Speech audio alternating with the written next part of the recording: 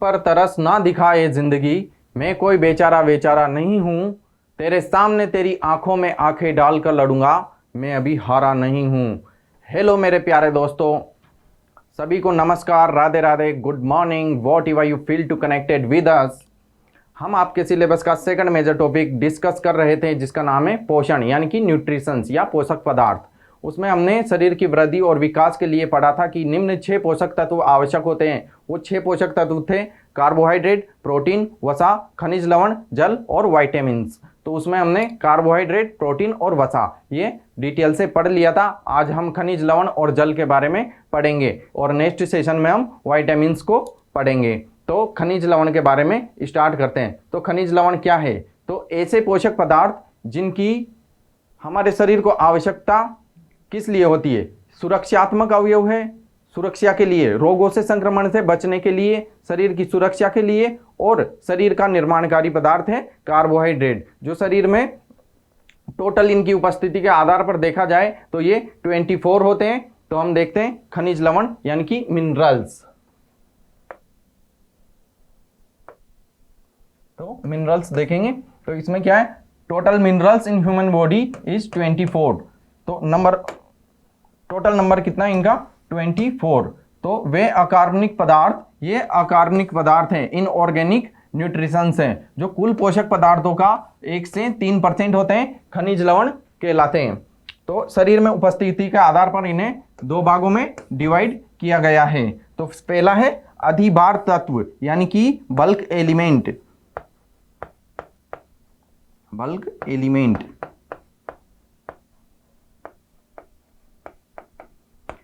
ये इनका डिवाइडेशन याद रखना है क्योंकि यहां से क्वेश्चन पूछे जाते हैं। क्वेश्चन किस प्रकार पूछा जाएगा? आपको एग्जाम्पल दिया जाएगा, कोई भी मिनरल्स का आपको नाम दिया जाएगा और पूछा जाएगा निम्न में से ये पोषक, ये तत्व अधिभार तत्व है या शुष्क में मात्रिक तत्व है। तो उसमें बल्क एलिमेंट और ट्रेस एलिमेंट, इनमें हमें डिफरेंस पता होना चाहिए। तो मेन हम जो बल्क एलिमेंट है उनका नाम याद रख लेंगे, तो जो ट्रेस एलिमेंट है वो अपने आप याद हो जाएंगे। तो अधिभार तत्व और अल्प भार तत्व या सूक्ष्म भार तत्व, इन्हें 2 भागों में डिवाइड किया गया है। 2 भाग कौन कौन से हैं? अधिभार, अधिभार तत्व या सूक्ष्म भार तत्व।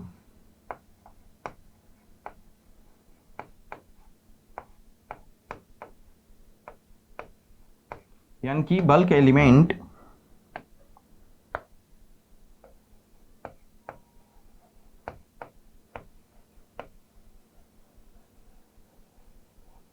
Bulk elements and trace element.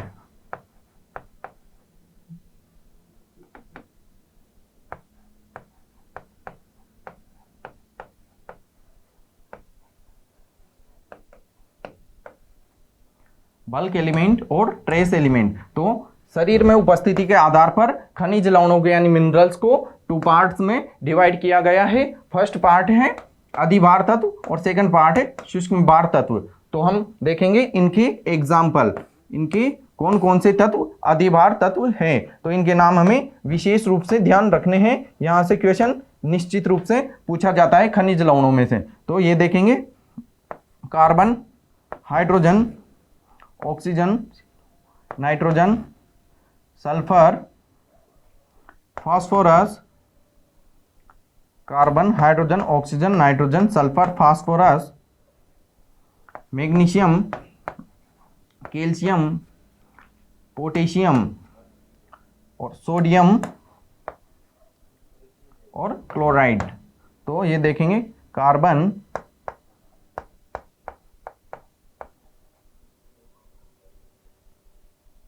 Carbon, hydrogen,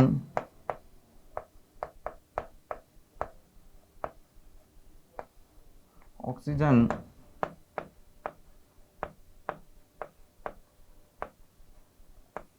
nitrogen,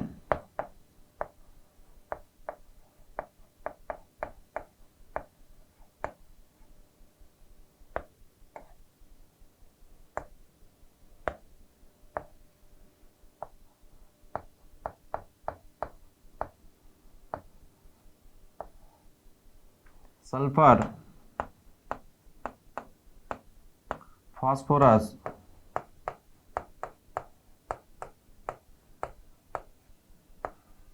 magnesium,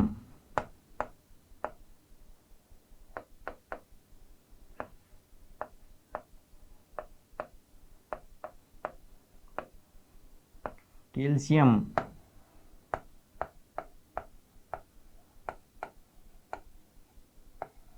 potassium,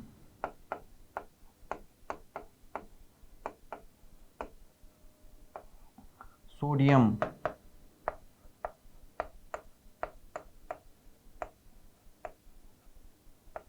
और क्लोराइड यानी कि क्लोरीन।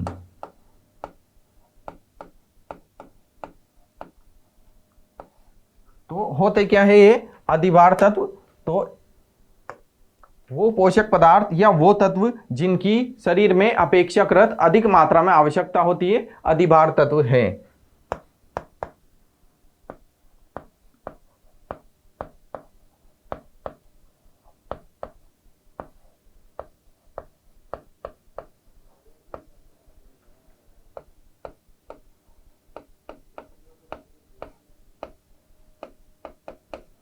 ऐसे कह सकते हैं कि जो तत्व शरीर में अधिक मात्रा में, अपेक्षाकृत अधिक मात्रा में पाए जाते हैं, वो अधिभार तत्व यानी कि बल्क एलिमेंट है। और इनकी ट्रिक, हर एक चीज की ट्रिक बनाना जरूरी नहीं है। जो चीज कठिन होती है हम उसको ट्रिक के माध्यम से याद रखेंगे, जो चीज सरल है उसको हम बिना ट्रिक से ही याद रख सकते हैं। तो इसको ऐसे याद रखेंगे, CHON, इन चार को एक साथ याद रख लो, CHON, फिर दो को याद रख लो SP, फिर MgCA, फिर NaCl। इनको पार्ट में डिवाइड करके याद रख लो, CHON, फिर SP, फिर MgCA, फिर NaCl। तो इनको हम ऐसे याद रख सकते हैं। तो कार्बन, हाइड्रोजन, ऑक्सीजन, नाइट्रोजन, फिर सल्फर, फास्फोरस, फिर मैग्नीशियम, फिर कैल्शियम, फिर पोटेशियम, फिर देखा हमने सोडियम और क्लोरीन। तो ये अधिभार तत्व है जो शरीर में अपेक्षाकृत अधिक मात्रा में पाए जाते हैं। तो हमने देखा खनिज लवणों को टोटल मिनरल्स कितने होते हैं, 24, और जो पदार्थ 1 से 3% तक, मतलब इनकी कम मात्रा ही शरीर के लिए आवश्यक होती है। और शरीर में उपस्थिति का आधार पर इन्हें दो पार्ट में हमने डिवाइड किया, जिसमें अधिभार तत्व और सूक्ष्म भार तत्व, इनको दो रूप में हमने देखा। फिर हमने अधिभार तत्व को डिटेल से देखा और इसके एग्जाम्पल देखे। यहां से क्वेश्चन आता है, इनके एग्जाम्पल में से क्वेश्चन आता है, इंपॉर्टेंट करना और इनको याद रखने की कोशिश करेंगे। आगे देखते हैं। अब देखेंगे हम सूक्ष्म भार तत्व यानी कि ट्रेस एलिमेंट।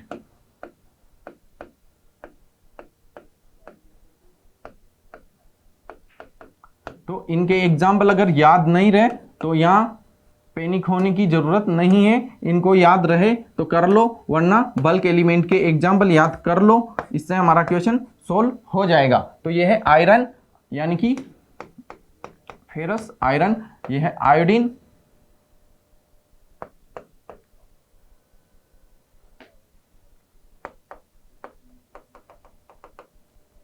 याद रखेंगे, iron, iodine, zinc, cobalt, copper, krypton और सेलेनियम। यहां से इसको थोड़ा विशेष रूप से ध्यान रखना है, ये क्वेश्चन पूछा गया है कॉपर या तांबा जिसे कहते हैं। तो क्वेश्चन पूछा गया है, निम्न में से कॉपर कौन सा पोषक तत्व है, अधिभार तत्व है या सूक्ष्म भार तत्व है? तो यहां से हम याद रखेंगे कॉपर सूक्ष्म भार तत्व यानी कि ट्रेस एलिमेंट है।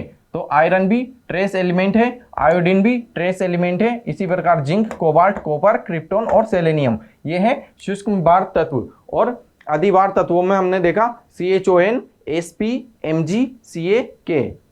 MgCA, फिर NaCl साधारण नमक नहीं है, यहाँ NaCl, Na अलग यानी कि सोडियम और क्लोरीन अलग अलग है। तो इन तत्वों को अधिभार तत्व का। और फिर हमने देखा iron, iodine, zinc, cobalt, copper, krypton और सेलेनियम ये तत्व है सूक्ष्म भार तत्व, मतलब इनकी शरीर में कम मात्रा में, अपेक्षाकृत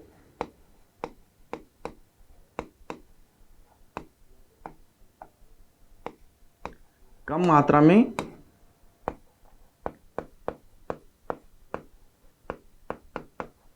पाए जाते हैं। ये शरीर में अपेक्षाकृत कम मात्रा में पाए जाते हैं, कंपेरेटिवली कम पाए जाते हैं, तो ट्रेस एलिमेंट कहलाते हैं। तो इनका नाम ध्यान रखना, आयरन, कोबाल्ट, जिंक, कोबाल्ट और कॉपर, क्रिप्टोन, सेलेनियम, तो इनको याद रखना। और अधिभार तत्वों को याद रखना, CHON, SP, Mg, CaK, Na, Cl, तो इनको ध्यान रखना, यहां से क्वेश्चन आता है। आगे देखते हैं इनके कार्य क्या है। खनिज लवण, इनके कार्य देखेंगे। फंक्शन ऑफ मिनरल्स, तो ये शरीर के निर्माणकारी पदार्थ हैं, शरीर के नियंत्रक हैं, इनका काम है हार्मोन बनाने में ये सहायता करते हैं और ये जैव उत्प्रेरक की तरह कार्य करते हैं, शरीर को रोगों से, संक्रमण से सुरक्षा प्रदान करते हैं। तो मिनरल्स का कार्य फंक्शन क्या क्या है, तो ये देखा हमने, शरीर का निर्माणकारी पदार्थ है, शरीर का नियंत्रक है, हार्मोन बनाना इनका कार्य है, ये जैव उत्प्रेरक के रूप में कार्य करते हैं और शरीर को विभिन्न रोगों से, संक्रमण से सुरक्षा प्रदान करते हैं। और खनिज लवण से शरीर को ऊर्जा प्राप्त नहीं होती है, ये बात विशेष रूप से ध्यान रखना, ऊर्जा प्राप्त नहीं होती है। वन लाइनर क्वेश्चन में, ये ट्रू और फॉल्स स्टेटमेंट वाले क्वेश्चन में ये क्वेश्चन पूछा गया है, तो ध्यान रखना, खनिज लवण से शरीर को ऊर्जा प्राप्त नहीं होती है। तो खनिज लवण से क्या होता है, तो ये शरीर का निर्माणकारी पदार्थ है और ये शरीर को सुरक्षा प्रदान करते हैं मुख्य रूप से। और एक ये पॉइंट मुख्य रूप से ध्यान रखना, ये जैव उत्प्रेरक की तरह कार्य करते हैं और हार्मोन बनाने में सहायता करते हैं और इनसे ऊर्जा प्राप्त नहीं होती है।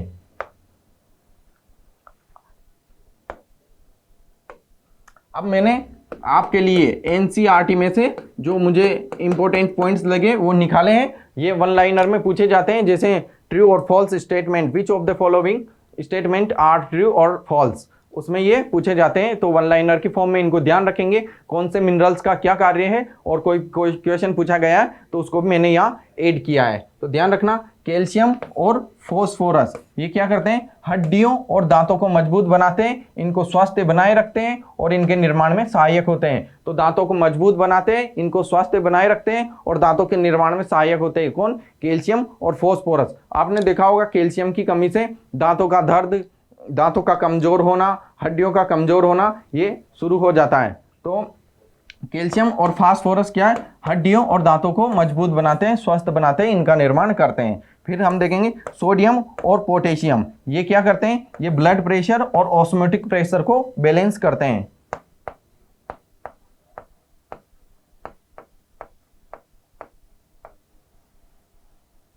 ब्लड प्रेशर और ऑस्मोटिक,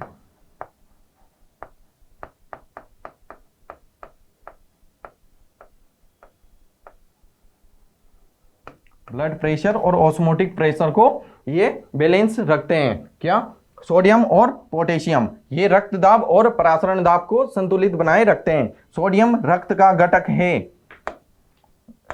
ये सोडियम क्या है, ब्लड कंपोनेंट।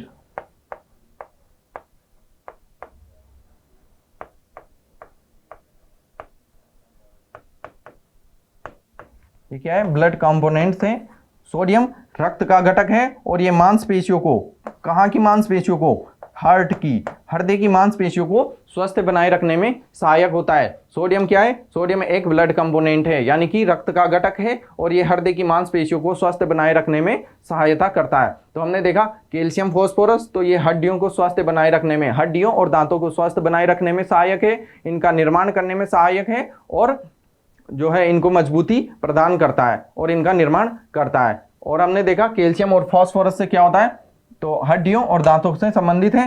सोडियम और पोटेशियम ये ब्लड प्रेशर और ऑस्मोटिक प्रेशर को बैलेंस रखते हैं।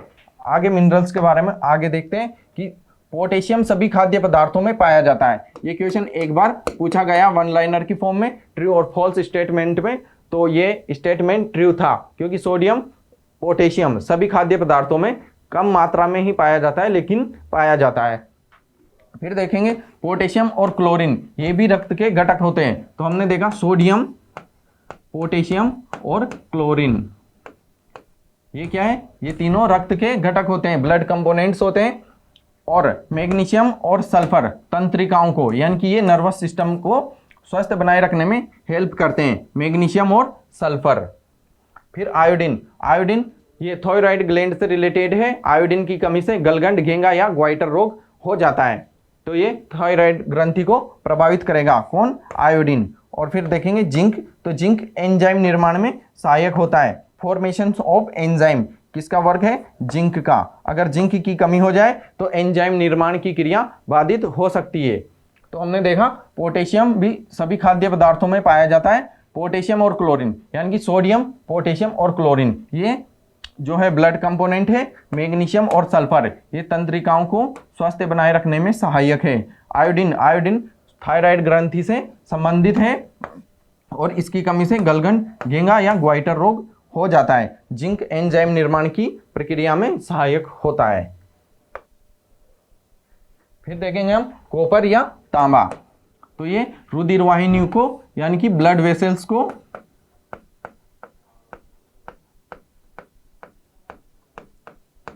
वेसल्स को स्वस्थ बनाए रखने में सहायक होता है। कौन? कॉपर या तांबा। जिसके बाद हम देखेंगे लौह तत्व, यानी कि आयरन। तो आयरन की कमी से क्या होता है? एनीमिया, यानी कि हीमोग्लोबिन का निर्माण करना इसका कार्य है, और अगर इसकी कमी हो जाए तो एनीमिया हो जाता है। तो हमने देखा कॉपर या तांबा, ये रुधिर वाहिनियों को, यानी कि ब्लड वेसल्स को हेल्थी रखता है। और जिसके बाद अगर आयरन, आयरन से क्या होता है? इससे हीमोग्लोबिन का निर्माण होता है।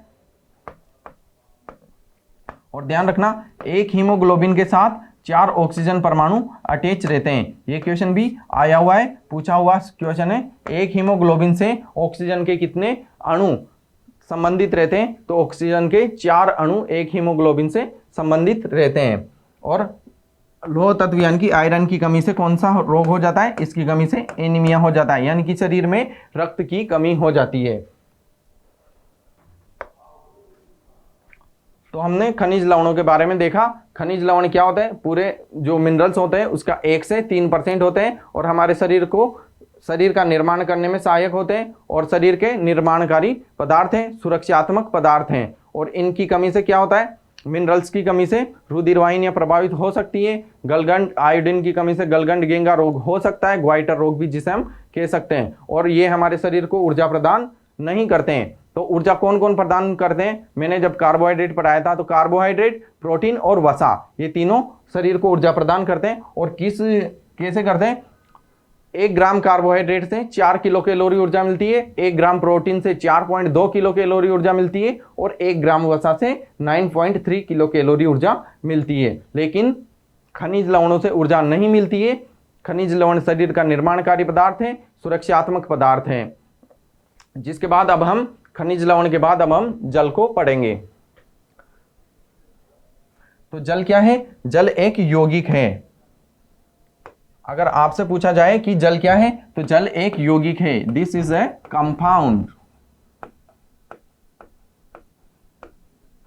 जल क्या है? जल एक कंपाउंड है, यानी कि यौगिक है। जैसे आपने देखा होगा तत्व, यौगिक और मिश्रण। तो जल क्या है? ना तो तत्व है ना मिश्रण है, जल एक यौगिक है।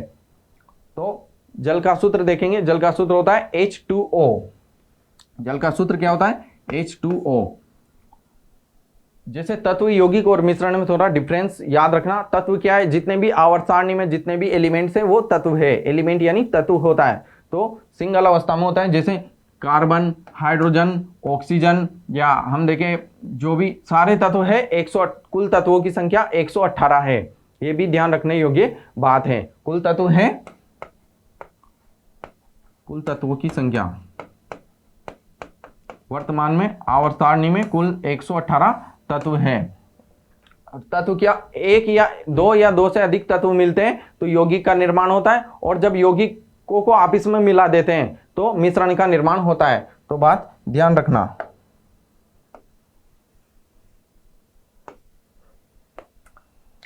फिर हम देखेंगे इसके समस्थानिक, यानी कि आइसोटोप। आइसोटोप्स। तो जल के 3 समस्थानिक होते हैं, जैसे प्रोटियम, ड्यूटेरियम और ट्राइटियम। प्रोटियम,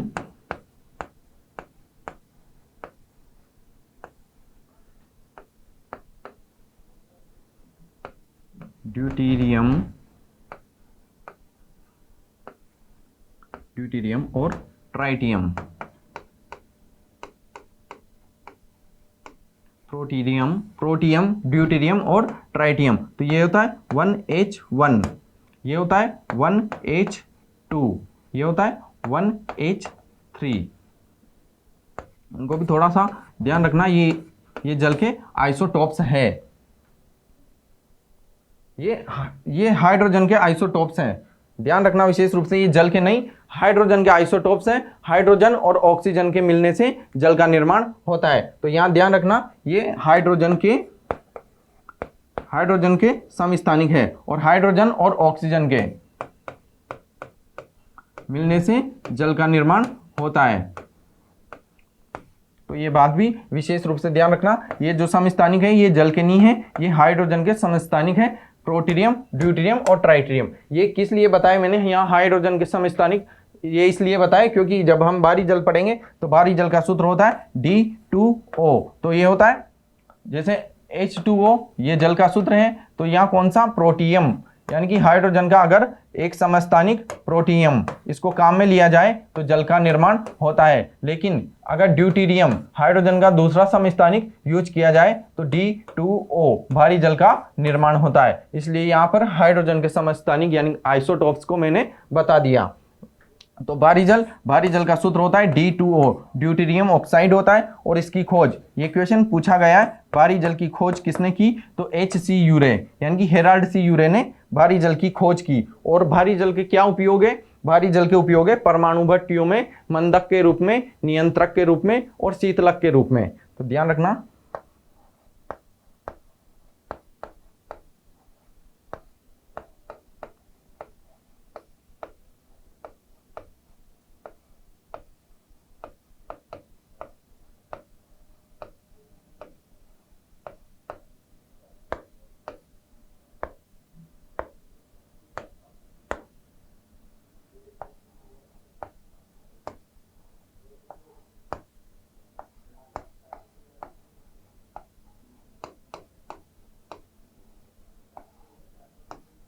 परमाणु भट्टियों में मंदक और नियंत्रक के रूप में भारी जल का उपयोग किया जाता है। और जल की पीएच कितनी होती है, पावर ऑफ हाइड्रोजन, तो इसकी पीएच 7 होती है। और 7 का साथ ही ध्यान रखना, पीएच का नाम आया तो पीएच की खोज किसने की, तो इसकी खोज की थी सोरेनसन ने। तो ये एक पैमाना होता है जिस पर विलयन की जो ये है अम्लीयता और क्षारीयता का मापन किया जाता है। तो जल क्या है, इसकी पीएच 7 है, यानी कि ये उदासीन होता है, ना तो ये अम्लीय है ना ये क्षारीय है। जल को कैसा होता है, उदासीन होता है, यानी कि न्यूट्रल। आगे देखते हैं हम जल के बारे में। तो वर्षा जल यानी कि रेन वाटर प्राकृतिक रूप से शुद्ध जल होता है।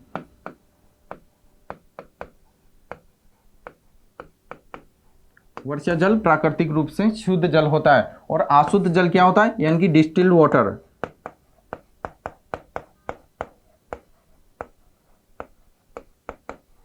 यानी कि ये शुद्ध किया हुआ जल होता है जिसमें आयंस नहीं होते हैं। तो ये विद्युत का कुचालक होता है। अशुद्ध जल यानी कि डिस्टिल्ड वाटर, ये एक शुद्ध किया हुआ जल होता है जिसमें आयंस यानी कि H+ और OH- आयंस, इसमें सारी अशुद्धियों को, अशुद्ध जल में क्या होता है, डिस्टिलेशन यानी कि आसवन के द्वारा सारी अशुद्धियों को अलग कर दिया जाता है, इसलिए ये विद्युत का कुचालक होता है। और जल सामान्य रूप से आयनों के रूप में होता है, H+ OH- आयनों के रूप में होता है। तो ये विद्युत का और उष्मा का चालन करता है, यानी कि ये विद्युत का यानी कि इलेक्ट्रिसिटी और हीट का कंडक्टर होता है सामान्य जल, यानी कि नॉर्मल वाटर।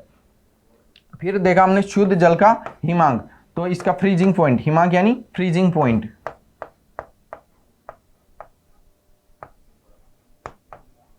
Freezing point. शुद्ध जल का हिमांक कितना होता है, तो 0 डिग्री सेंटीग्रेड होता है। और शुद्ध जल का क्वथनांक यानी कि बॉइलिंग पॉइंट कितना होता है, 100 डिग्री सेंटीग्रेड, बॉइलिंग पॉइंट, यानी कि वह बिंदु जिस पर पानी जमना शुरू कर देता है, तो ये 0 डिग्री सेंटीग्रेड है। और वह बिंदु जिस पर पानी उबलना शुरू कर देता है वो 100 डिग्री सेंटीग्रेड है। तो जल का हिमांक देखा 0 डिग्री सेंटीग्रेड होता है, और जल का क्वथनांक यानी कि बॉइलिंग पॉइंट जिस पर ये उबलने लगता है तो वह 100 डिग्री सेंटीग्रेड। तो हमने देखा वर्षा जल यानी कि जो रेन वाटर होता है वो प्राकृतिक रूप से शुद्ध जल होता है। अशुद्ध जल यानी कि डिस्टिल वाटर ये विद्युत का कुचालक होता है यानी कि इंसुलेटर है। और सामान्य जल सामान्य रूप से विद्युत का और उष्मा का चालक होता है यानी कि कंडक्टर होता है। और शुद्ध जल का हिमांक देखा 0 डिग्री सेंटीग्रेड और इसका क्वथनांक 100 डिग्री सेंटीग्रेड होता है। हम देखेंगे कि जल का घनत्व अधिकतम कब होता है। तो जल का घनत्व 4 डिग्री सेंटीग्रेड टेम्परेचर पर मैक्सिमम होता है। हम देखेंगे घनत्व घनत्व बराबर क्या होता है। घनत्व बराबर होता है द्रव्यमान बटे आयतन।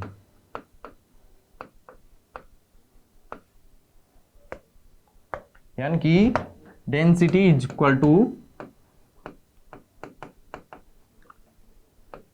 मास अपॉन वॉल्यूम।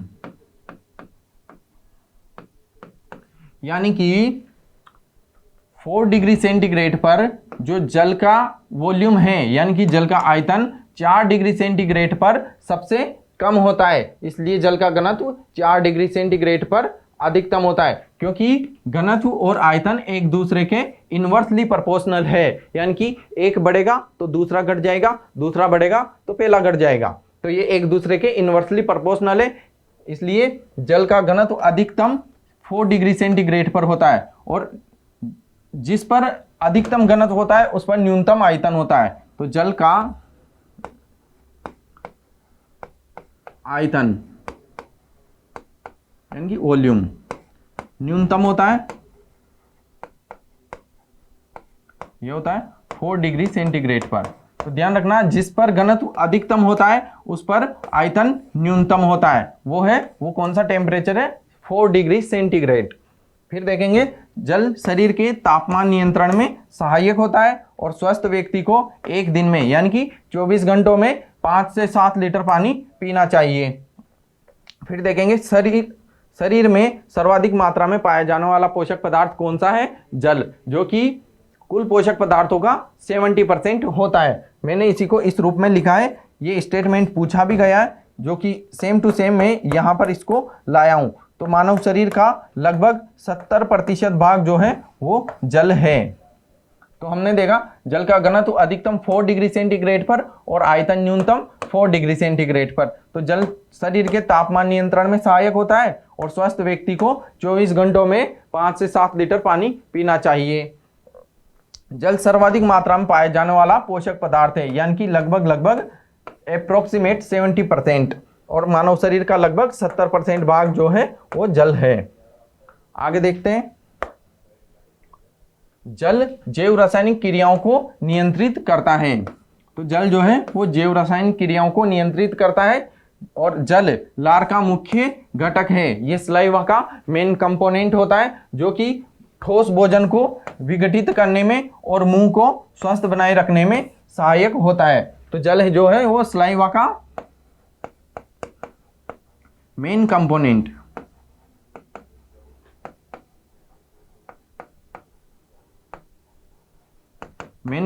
होता है।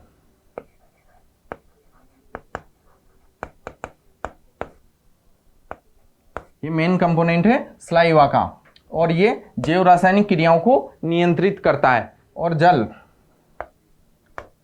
जो है वो ठोस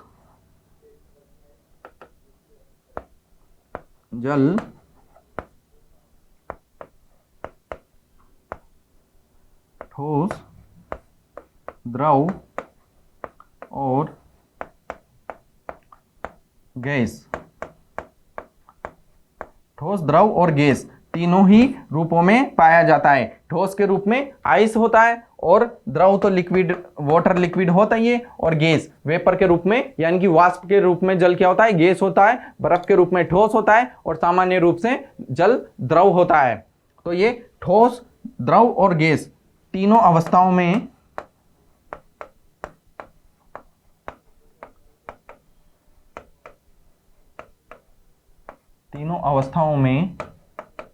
पाया जाता है।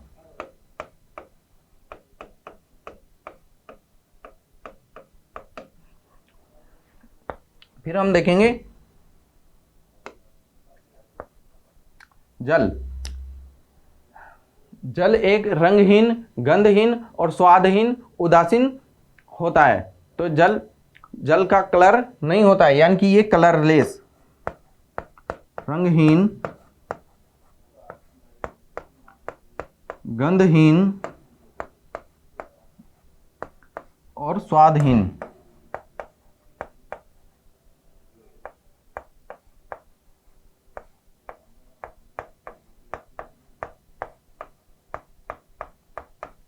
और ये उदासीन होता है, यानी कि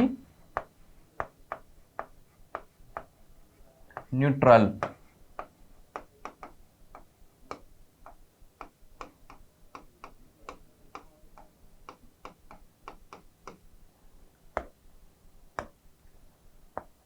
यानी कि ये कलरलेस, कलरलेस, स्मेललेस और टेस्टलेस। यानी कि रंगहीन, गंधहीन, स्वादहीन होता है। पानी का कोई रंग नहीं होता है। उस पे मत चल जाना गाने पे, आज ब्लू है पानी पानी, कोई ब्लू नहीं होता है। बिना कलर जल का कोई, यानी कि पानी का कोई रंग नहीं होता है। तो हमने देखा रंगहीन, गंधहीन और स्वादहीन होता है। तो हमने ये जल के बारे में पढ़ा पूरा।